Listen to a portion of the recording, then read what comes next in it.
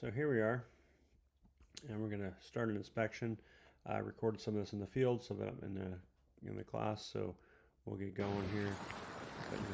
First thing I want to do is take a picture of the outside of the house. I want to get the whole roof shape in there, and we can see our other shape there. And then I always go to the front door and greet people. I'll take a picture of that opening. We'll come back to this door here. I'll take a picture of this opening. This is a different type, and non-impact on the outside, right? So let's remember that. We get a picture of this side, and I want to get a picture of the whole side of the house. So that's important. So I want to get the whole roof length from here to here. And we're going to walk around the back real quick.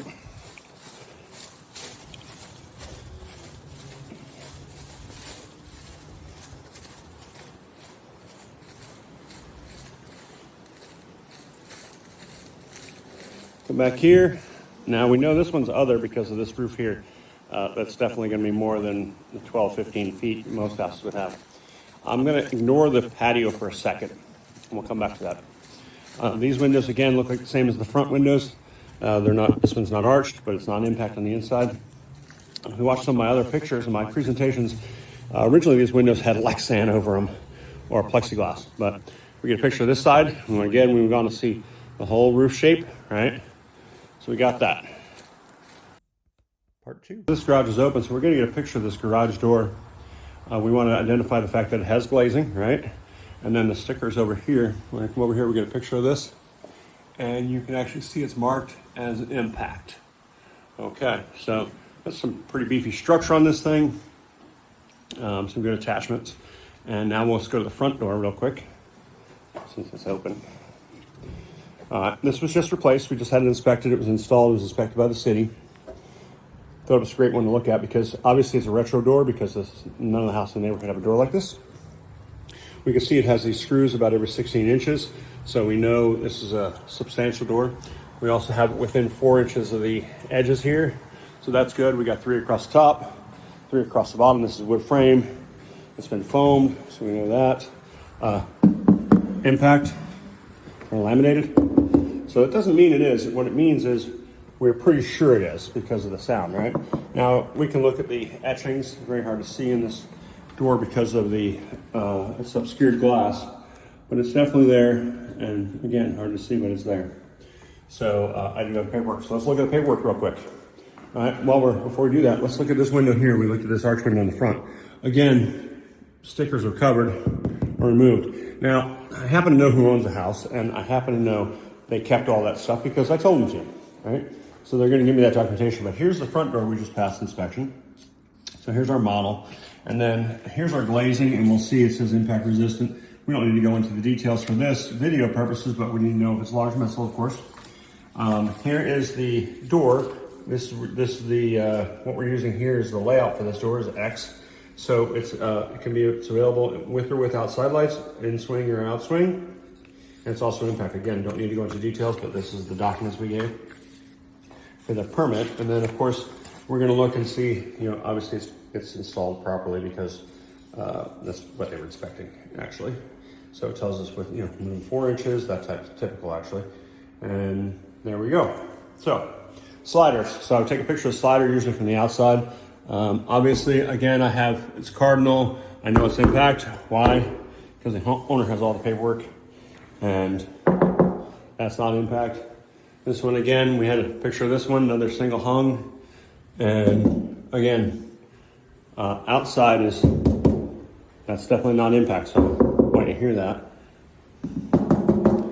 definitely not impact, but the laminated side, much harder, like the windshield in your car. So we have that, and the only other thing we really have is we can go check those other windows, but I know they're impact obviously because we have the paperwork. And if you tap on them, you will hear it. Here's the other slider, proof of point. So there you go. And the only other thing we had was the skylight, and again, the owner has this paperwork. Why? Because I installed the skylight when we redid the roof. So that's there. I'll need a picture of that and the paperwork. Now, preferably they leave them on there. A lot of people remove them. This is going to be a rental, so they remove them so nobody else removes them. So that's generally what we do there, and we'll go here in the attic in a minute. Okay, we're here in the attic, and I'm going to point out a couple things because I can hold the flashlight and the camera at the same time. So this house originally had staples. It had really short staples, which was a bad idea. It was re-nailed, the roof deck, and it was re-nailed 4 and 6. And here is the thing. I can't hold up the tape measure and the camera and the flashlight all at once because I only have 2 hands and I'm alone. But that's what that looks like. We've done wind mitts here before. But there's our new ring shank nails, right? So that's what it looks there. So we have some shiners, of course. And you can see them there. And of course, one there. That's a gusset plate for anybody who doesn't know. Gusset plate. And that's that. One thing I wanted to point out was the nail patterns on this roof deck. And what you'll notice is you'll see these nails in a row. 1, 2, 3. And those are the nail spacings of the shingles. So this is the end of a shingle because there's 2 nails pretty close to each other. So there's the end of a shingle, then you'll notice it jumps up a little bit, about 5 inches. And there's another set of nails, 2 together. So again, that's our stagger, right? And that's what happens. So we got one there. So I know that is the end of 2 shingles. The actual, the stair step of the shingles is right there, right? And you go, there's the other one, right? What I don't see is any other nails. That means this roof deck, I know because I put it on, doesn't have a nailed underlayment. Okay, now we all know that sometimes you have a high slope roof, you might have to nail a peel and stick, but this has a peel and stick. And again, I don't know if I can see it from here, but there it is right there. Again, across the ridge, and we're good.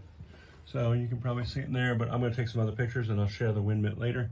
But that's that there. So, and we know that. And then right down there, if I can zoom in, you'll see a clip, and I'll put that in the wind mitt. I'm not going to hold the video camera and go down there and try to get all that, but that'll all be in the report. But there you go. That's a great way to look. We don't want to look at penetrations for peel and stick, but we can look between the plywood.